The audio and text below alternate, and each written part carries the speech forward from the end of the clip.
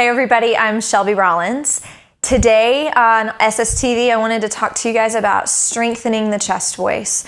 A lot of people pay arguably more attention to their chest voice than another part of their voice, and we talk a lot about how the head voice is determines kind of the power and the range extension of the mixed voice and things like that. But also, without neglecting the chest voice, we have to remember that's the foundation still. Your head is all about the release of your mix or just the release of your voice, period. The chest is all about laying that really, really good foundation. There's a lot of singers out there who might have really loud chest voices or heavy chest voices, but maybe not very stable, controlled chest voices, especially on the more subtle parts of the voice, the lighter things that aren't, big, loud chest, or maybe the lower parts of our chest voice especially as well.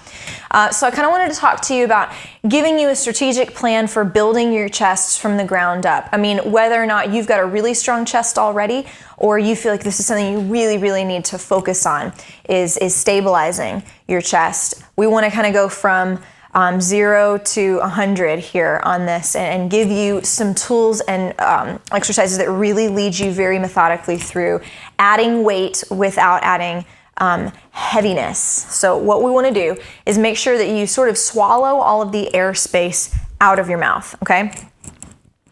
When you swallow, what that's going to make happen on the inside is that your tongue is going to depress itself up against the roof of your mouth in a real gentle way, not in a tight, forced way. You want your mouth to be set and honestly just a super relaxed, I'm not paying attention to much kind of position. When you're just listening to something, usually our mouths are closed and we just, whatever that position is, that's all you need to do when you hum. When we start clenching the teeth really tight or we let air sneak in through the back, you'll have problems connecting because sound will go where there is space for it to resonate. So if we allow air to creep into the mouth, sound's going to get trapped in the mouth. That presents problems as we go through the transition places. So swallow out the air, breathe through the nose, let your mouth be nice and relaxed, and we just go.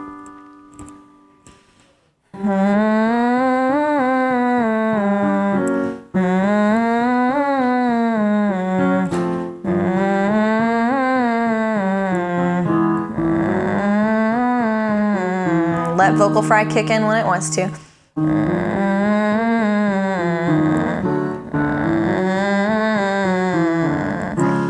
Strengthening chest, developing your chest voice, I would argue takes sometimes more patience and more diligence focused on this issue specifically than range extension, power, all of that kind of stuff, because you're talking about thickening up and bulking up a muscle, not thinning it out. I think it's easier to thin out the muscle than to thicken it up, just because that means you've got to really do the work. You've got to go, if you're going to go into the gym and get stronger, it takes time. You got to lift a lot of weights and do it for a while before you start seeing new muscle definition and things like that, especially for women, because we don't have nearly the amount of chest voice that men have.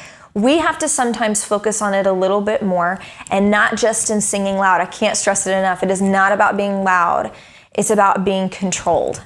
This is going to help you have more control on every level.